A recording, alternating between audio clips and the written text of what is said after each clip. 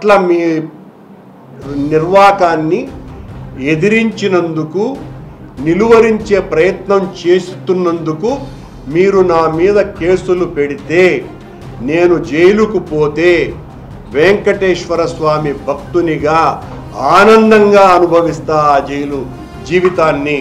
ఎన్ని కేసులైనా పెట్టుకోండి, నేను అక్కడ కూడా ఎక్కడ తగ్గటం లేదు. ఖచ్చితంగా అంతకంటే ఎక్కువ చనిపోయినాయని. చనిపోలేదని చెప్పింది కూడా మీరే కదా. నేను మొట్టమొదట నా ప్రకటన చేసిన 10వ నిమిషమే టీటీడీ ఎందుకు అది ఫేక్ అని సోషల్ మీడియాలో పెట్టింది. ఈ రోజు ఎలా ఈవో అంగీకరిస్తాడు 40 ఆవులు చనిపోయినాయని? నెలకు 15 ఆవులు చనిపోతున్నాయి అని చెప్తున్నారు ఈవో. 15 ఆవులు చొప్పున చచ్చిపోతే ఉన్నటువంటి 1700 ఆవులు మొత్తం ఎన్ని సంవత్సరాల్లో చచ్చిపోతాయండి? దీనికి కూడా సమాధానం ఇవ్వాలి ఈవో. రోజుకు 1500 లీటర్ల పాలు కొండకు వెళ్తున్నాయి శ్రీవారి నైవేద్యాలకు, అవి 500కు దిగజారిపోయినాయి.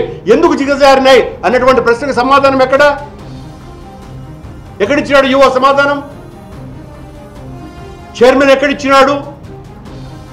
నా మీద దాడి, వ్యక్తిగతమైన దాడి చేయడానికే మీ సమయం అంతా వాడుతున్నారు తప్ప. ఎంత దుర్మార్గంగా మాట్లాడినారండి నన్ను. ఎంత మొత్తం దాచుకునేవాడినిలాగా